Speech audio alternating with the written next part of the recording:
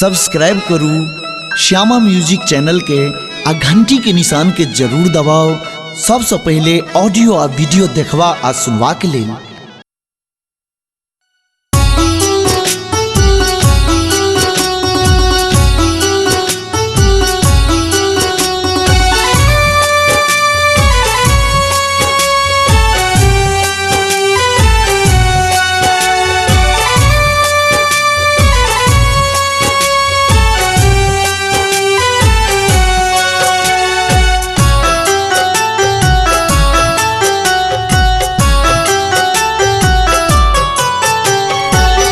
यो त्रिपुरारी दानी यो त्रिपुरारी दानी कतेक दिन कानी कहब कतेक हम अहाँ अंतर्यामी।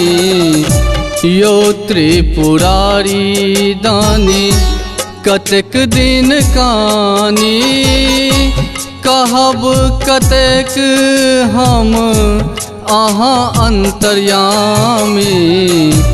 यो त्रिपुरारी दानी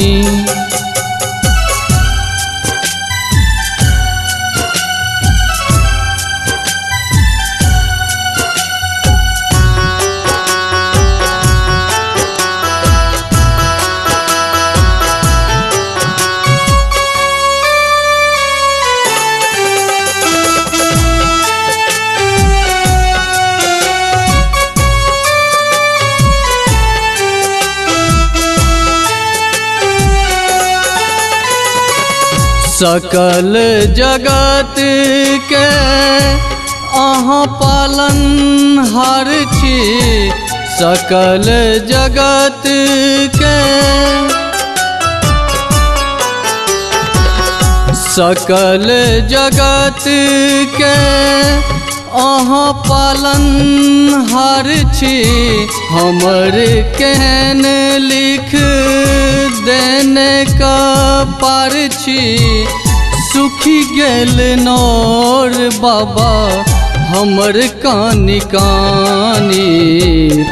यो त्रिपुरारी दानी कतेक दिन कानी कहब कतेक हम अहाँ अंतर्यामी। यो त्रिपुरारी दानी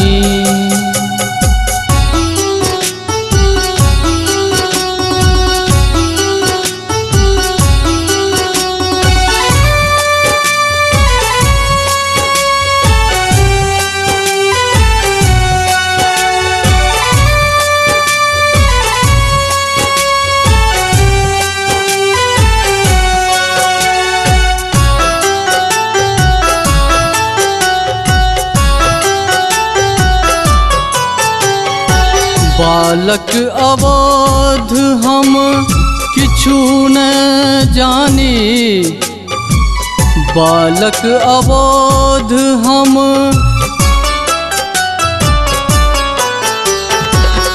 बालक अबोध हम किछु न जानी। हरियो कलेश हमर यो भोले दानी। कतय बैसल छी हे यो मसानी। यो त्रिपुरारी दानी कतेक दिन कानी कहब कतेक हम अहाँ अंतर्यामी।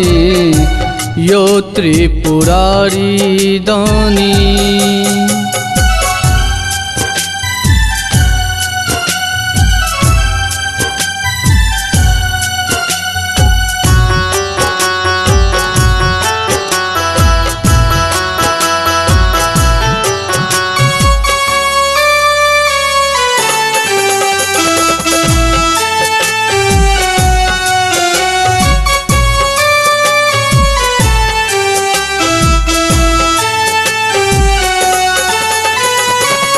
सत्यम के दुख बाबा कही आयो हरबे सत्यम के दुख बाबा,